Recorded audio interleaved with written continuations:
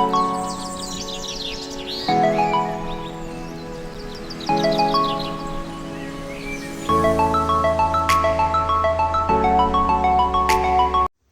watus, hope mko poa. When you see me here, you just know that it is FYI with Tata, a channel where we learn, laugh, and love at the same time. Karibuni sana. If you are a returning subscriber, may God bless you, and I love you so much.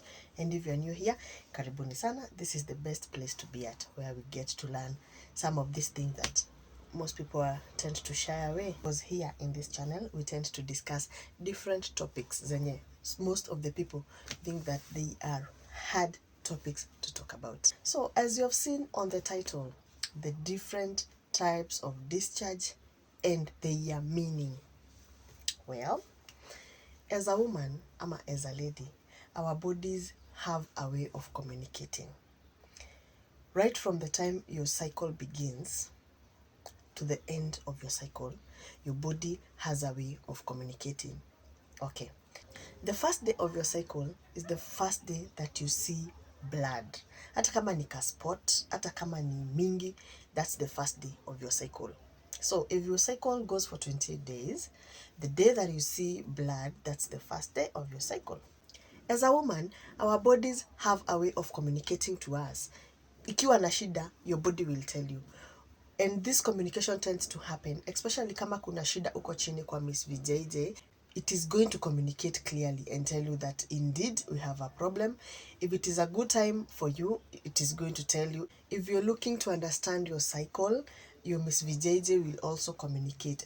And the best way the Miss VJJ tends to communicate is through discharge, and maybe the smell that you tend to smell down there. Okay, there are different types of discharge, and each discharge has a different color and a different texture. So the first type of discharge is the one that looks like reddish or pinkish. That is an indication that you're about to have your periods, because unless you're having any other complication, you should be seeing a red discharge when you're about to have a period. At the end of your period. Okay? So anytime you see blood, it's either you're having your periods, or if you're pregnant, you see blood, that's a major sign. But having periods, it's a good sign for every woman, right? Because it communicates to you that you're not pregnant and that your body is functioning well, that your cycle has been completed, and now it is time for you to get the menses. So there is another type of discharge which looks like the white yolk of an egg. It is white in color and it is stretchy. Like ukiweka hivi kwa mkono, you pull it, you will see it stretching. Yeah, that's a very good communication. Your body is telling you that you're ovulating, and if you're looking to get pregnant, that's a very high time for you to get pregnant. So look out for these discharges. Also, when you're about to have your period, we tend to have a bright discharge. It looks like bright pink or reddish. It can tell you that you're about to have your period. Maybe in the next one day you'll be having your periods. Okay, that's another sign to look out for. But then there are these other discharges that communicate that you're sick, or your body is not functioning well, or you have a bacterial infection, or an STD, or a yeast infection, or all those things. So you need to look out for the smell, for the itchiness, and all those things. Yeah. So the first type of discharge that indicates you're not okay, that your body is not okay, is when you're having a gray discharge. The normal discharge is white in color, okay? And sometimes it tends to be a bit stretchy. It looks like yogurt, like inateleza too. It is moving. It is not sticky. It is moving. But when you're having an infection, a bacteria infection, it will look like gray in color, not white. Now white has imeanza kudarken kidogo. The white color has started darkening. It only means that you're having a vaginal bacteria infection, and it is important for you, if you notice these things, you go to the hospital so that you can get treatment as soon as possible. Okay. The second type of discharge that should be an alarm to you is having a yellow discharge. Iko yellow, inasonga hivi ikielekea kukaa green. That is an alarm. It only means that you're having an STD, a sexually transmitted disease, okay? And if you don't treat it, this yellow discharge, if you don't go to the hospital as soon as possible, it will progress and it will turn to a green discharge. And as it progresses, it starts smelling. Unaanza kusikia huko chini uko na very funny smell, a smell that you're not understanding. So anytime you see yellow discharge, run to the hospital. And most of the time, it is always accompanied with pain, uko chini, especially when you're going to pee. And also, when you're sitting down, you're feeling like it is a burning sensation. Please go rush to the hospital. That's a sexually transmitted disease. That's a major sign of a sexually transmitted disease, okay? The other type of discharge that you should look out for is this discharge that looks very thick. Inakaa kama mala, yani hata particles zake, it is not stretchy, it is just very thick. Like it looks like something you can scoop. It looks like it has some balls. That kind of discharge, it is an alarm, as it indicates you having a yeast infection or a candidiasis. This yeast infection, it tends to be brought about by different things. Maybe, you see, a vagina has a way of cleansing itself.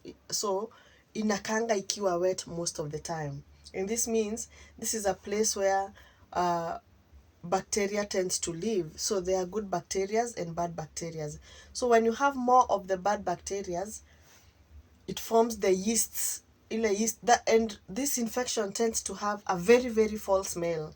Inanukanga vibaya. Your discharge pia inanukanga vibaya. So when you notice you're having such kind of discharge, that anytime you're removing your panty, unapatana na kikitu kinakaa kiugali, very thick discharge, ensure to visit the hospital as soon as possible.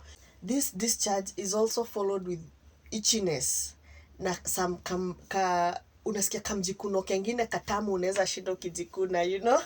I know some of us, most of us have experienced this, because sometimes hata inaletangwa juu maybe ya kuvaa panty ijakauka, maybe you're not exposing your panties to the sunlight, and that is one of the things that helps in killing those the bad bacteria, you know. When you wash your panty, ensure you expose it to the sun so that inaweza kauka vizuri, and don't wear a wet panty, because it tends to create an environment where the bad bacteria that forms the yeast infection tends to grow.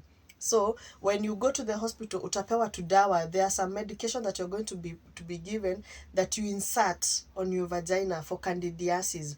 They help to kill the bacteria and the overgrown bacteria that tend to cause the discharge and the itchiness, okay? There is also another infection called UTI, but this tends to affect the urinary tract, whereby ile time unaenda kususu, the time that you're going to pee, you tend to feel a lot of pain. That is called a UTI. And solution to UTIs is taking lots and lots of water, and ensure that you're clean and your panties are well washed and well kept.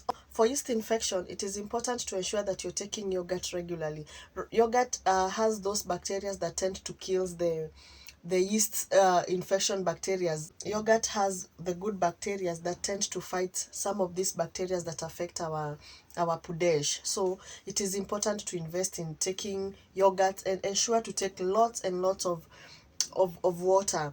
So anytime you notice that you're having a funny smell down there, ensure that you visit the hospital as soon as possible, because if you have an infection and you do not treat it, it tends to grow and become something bigger. It causes other things that maybe they will be even more expensive to treat, or they will even take time to heal. Yeah. So anytime you notice a foul smell, you notice that you're itching, you notice that your discharge has changed color, run to the hospital. A normal discharge should be white, that it is not very thick. Yeah.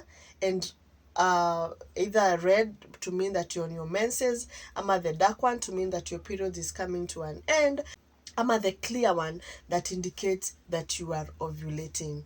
Okay, ladies, ensure to take care of yourselves. It all starts with you. Ensure that you're taking your showers, bath, even if it is 2 times a day, 3 times a day.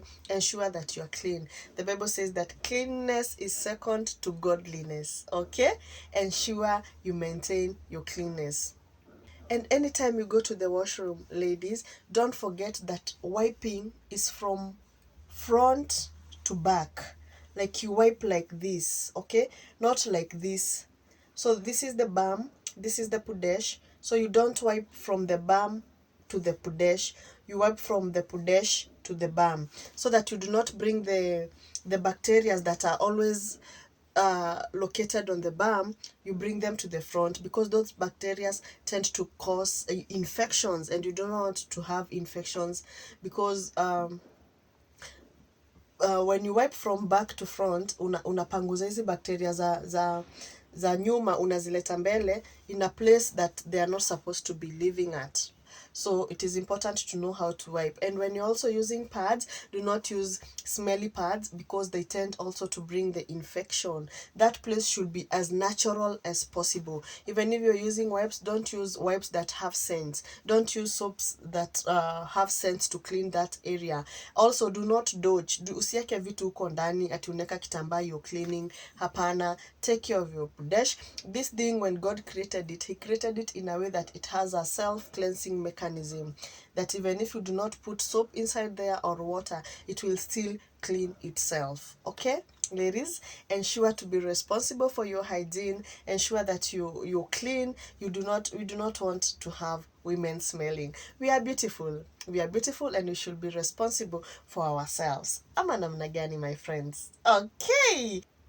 If you have not subscribed to this channel, oh, you're missing out. Ensure to subscribe and put on the notification bell, so that anytime I put a new video, you'll be the first one to be notified. Okay? Until the next one, adios!